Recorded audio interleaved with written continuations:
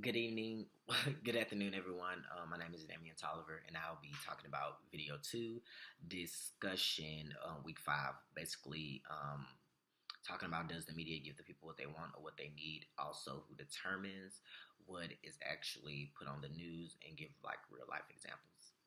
So I'm just gonna start off by saying that. Sorry, I'm looking at my screen. That the role of media and its impact on society and individuals is like very huge. I feel like that the media accept our responsibility or try to accept our responsibility for everything they present to the public, and also their role in trying to give peace with everyone without putting in their personal opinions and their personal beliefs into the situations. But I also feel that the media role in a democracy causes tension between two sides, which is the public and the media. For example, some people really don't trust the media. They try to figure out on themselves or go like straight to the source or even just do their own research on certain situations. And I can say I'm kind of one of those people, and I will give my example, my reasoning why. Um, I interned at Fox 26 News in Houston, Texas, and in this particular setting, I would say I wasn't really impressed with what the news was putting out about my school. I graduated from Texas Southern University. Texas Southern was doing a fundraising event, a water drive for the people of Flint. I just remember this like by the back of my hand, like it was yesterday. They was doing a water drive in Flint with clothes, water, non-perishable items, anything that can get to those people who were in dire need of certain things. So instead of covering that story, Texas Southern decided to cover a shooting that happened. I mean, not Texas Southern. The news decided to cover a shooting that happened really close by campus.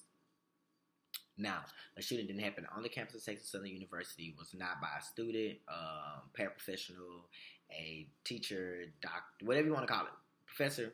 It had nothing to do with anybody in that higher education setting. But instead, the headline was shooting happening at Texas Southern University. And that right there just sparked a red flag for me. That's when I just decided the news wasn't my place to be, and news wasn't something that I wanted to do because I am too passionate about things that I care about, which I cared about my university. But anywho, that story actually got them the clicks and the views that they needed. And again, that shouldn't happen on Texas Southern University. That headline was very misleading. And I feel like throughout history, we witnessed media producing and they will agitate and instigate worst possible cases of crimes committed against or committed by people. And by doing that, they create a view for the public mindset where the victim or the people around are not shown with respect, but they're very disrespected. And sometimes the facts doesn't be right, and that's when I said earlier in the video they try to take full responsibility of everything that's presented to the media, and sometimes I feel like they don't own up to their mistakes with that. And like I said, I just don't agree with that situation or any other situation that happened in that in that happened just like that. I say we need journalism that not only deal with facts and statistics, but that also deals with moral and ethical values, which to me represent what journalism is. You know, media today is only hate speech, violence, and I won't say unpopular opinions, but opinions by people who are basically one sided.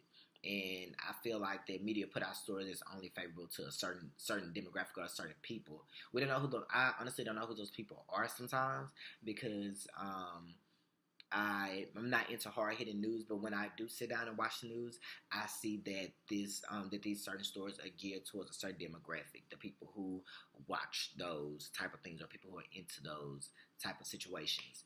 I feel that the people who control what's actually put on the media are us. Things that we actually click on and what we view actually help them decide what they're going to actually put on the news. So I say until we actually change what we view so much with the news, especially like the hate speeches and the gun violence. They won't put that much out there. Try to put out more positive stories, even though we all know that news isn't always just positive and cakes and rainbows.